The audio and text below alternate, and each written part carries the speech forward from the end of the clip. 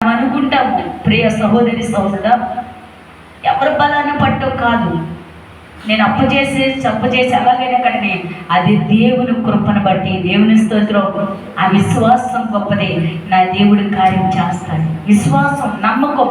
నాకున్న దాంట్లో నా దేవునికి అర్పించాలి. నాకున్న దాంట్లో నా దేవుని కలిగిన బిడ్డలకి పట్టడన్నం పెట్టాలి. అదే నాకు దీవెన. దేవుని స్తోత్రం.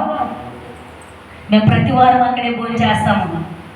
ఆ చుట్టుపక్కల 4 ఇళ్ళు కూడా గిన్నెలు వేసుకొని వస్తారే, అమ్మా కూరంటే ఇవా అని.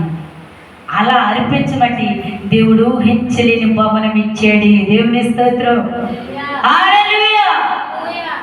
చదువుకున్న వాళ్ళు కూడా చక్కగా ఆ టైల్స్లో అలా సెలక్షన్ చేయరు, అంత బాగా వేసారు తోటికి. నేను అదే మా చిన్నమ్మాయికి కూడా చెప్తున్నా.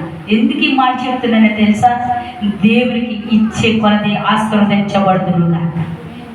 హల్లెలూయా, హల్లెలూయా. దేవునికి ఇస్తే నష్టపోతారేమో అన్న మనస్తత్వం తనకి లేదు. తనకున్న దానిలోనే అర్పించుచూ ఉన్నది. దేవుని స్తోత్రం. అందుకే తొట్టులో పిండి, గుడ్డులో నూనె ఎన్నడూ కూడా తరగదండి. ప్రియ సహోదరి సహోదరు, నీ కన్నీరుని వ్యర్థపరిచే దేవుడు కానే కాదు. అందుకే నా గద్దింపు విని తిరగండి, ఆలకించండి. నా ఆత్మ మీ మీద కుమ్మరించు. ఎన్ని సంవత్సరాలకి నువ్వు తిరుగుతావు? ఎన్ని నెలలు, ఎన్ని రోజులు, ఎన్ని సంవత్సరాలు? ఇంకా ఆయన గద్దింపు నీకు ఎక్కడ కూడా ఆ చెవుల్లో వినపడటం లేదా? ఆయన మాట వినపడటం లేదా? ఆయన వాక్యం వినటం లేదా? ఎప్పటికీ తిరగాలనా నువ్వు ఆలోచిస్తున్నావు. దేవుని స్తోత్రం. హల్లెలూయా. ఈ కొద్ది రోజు, ఈ ఒక్క క్షణం మాత్రమే కాదు, ప్రతి దినము నా దేవుని మాటకు లోబడుదురుగా. ఆయన గద్దింపు తినకపోతే ఏమీ చేయలేము. చదువునాను, త్వరగా కింద చదువు. భయము మీ మీదకి తుఫాను వలె వచ్చినా, మీకు అపాయం కలిగినప్పుడు, మీకు నష్టము దుఃఖము వచ్చినప్పుడు, ప్రార్థించినప్పుడు. హల్లెలూయా. ఈ మాట నాకు చాలా భయం అనిపించింది. మనకు అలాంటి ఆపద వచ్చినప్పుడు దేవుడు అంట మనల్ని చూసి వేలనుగా చూస్తాడంట. హల్లెలూయా. కింద చదువుతాను మాట త్వరగా. అప్పుడు నన్ను గూర్చి అంటే మీకు అర్థమవుతుందా? ఆపదలోనంట బాగా శ్రమ వచ్చినప్పుడు, దుఃఖం వచ్చినప్పుడు, ఆపద కలిగినప్పుడు అప్పుడు మొర పెడతామంట, అయ్యో నష్టపోతున్నాను, దుఃఖంలో ఉన్నాను, కుటుంబంలో సోదరుల శ్రమలో కొట్టుమిట్టులాడుతున్నాను, నన్ను జ్ఞాపకం చేసుకో అని ప్రలాపించి ఏడుస్తావట. అప్పుడు దేవుడు ఏం చేస్తాడు? మీరెంత ప్రలాపించి ఏడ్చినా నేను మీకు ప్రత్యుత్తరం ఇవ్వను. మీరప్పుడు శ్రద్ధగా వెతుకుతారు కానీ నేను కనబడను. దేవుని స్తోత్రం. అప్పుడు వేస్తే ప్రయోజనం ఏమీ లేదని ముఖాముఖిగా వాక్యం మనతో మాట్లాడుతుంది. అంతా అయిపోయాక నా గద్దింపుకి లోపడక, నా గద్దింపుకి తిరగక, నా మాటకు వెనక తిరిగి చూడక, ఆపద వచ్చినప్పుడు మీరు ప్రలాపించి వేర్చినా మీకేమాత్రం ప్రత్యుత్తరం ఇవ్వను. మీరు శ్రద్ధగా వెతికినా నేను దొరకను. నా గద్దెంపుకు లోబడిన మరి క్షణమే మీకు నేను సమీపంగా నిలబడుదురుగా. అమ్మే. ఆయన గద్దెంపుకు ఎప్పుడైతే మనం లోబడతామో దేవుని మహిమ మనం చూస్తుందురుగా.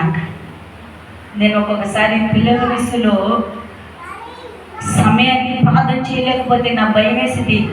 ఈరోజు నేను ప్రార్థన చేసుకోలేదు. నేను ఒక మిస్టేక్ జరిగింది. హల్లెలూయా, హల్లెలూయా. నేను నాకు 4 రోజులు బట్టి అంత బాగుంట్లా. నేను లేవటమే ముందు మోకరిస్తా. నేను తిన్నాను మోకరించలా. లెగిచి గబగబా కళ్ళు చేతులు మొహం కడుక్కున్నా కానీ ఏదో చేసా. పిల్లల మిస్సులో ఏదో వంట ఏదో చేశా. ఈలోన ఒక గిన్నెలు అమ్ముకునే ఆమె వచ్చింది. మంచినీళ్ళు ఇమ్మని అడిగిందంట. నాకైతే తెలియదు. ఈలోన మా చిన్న ఉంది కదా, అమ్మ మంచినీళ్ళు అంది. సరే ఇచ్చాను. బాగానే ఉంది. ఆమెకి సంభాషణ జరిగిందో నాకు తెలియదు. అమ్మ చేతిలో ఉన్న గిన్నె 100 రూపాయలు అంటుంది. నేను మనసులో అనుకున్నా, అంత పెద్ద గిన్నె 100 రూపాయలకి ఎవరేస్తారని, 100 రూపాయలు అంటే కానీ గిన్నె అన్న. తర్వాత ఆమె ఏదో అంది. నేను అన్న మాకు ఉన్నది తెలిసినోళ్ళు, ఈ సబ్బులు ఈ సీల్ తీసేవాళ్ళు మాకు కూడా తెలుసు, నువ్వు చెట్లో ఉన్నారు మా వాళ్ళే అన్నారు. ఇది అమ్మే బేరం కాదు, కొమ్మే బేరం కాదని ఏదో తిట్టుకుంటే వెళ్ళిపోయింది.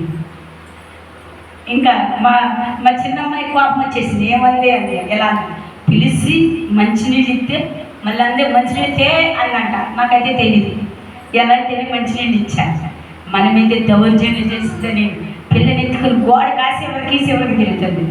నేను నా పానయ్యి ఈరోజు ఎందుకన్నా ఇదైపోయింది కావాలని నేను భయం వేసింది.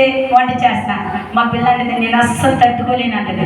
ఎట్టయితే ఆమెను ఎత్తుక్కుని మా పిల్లని మా నాన్నకి ఇచ్చి ఆమెను ఎత్తుక్కుంటూ వెళ్ళింది.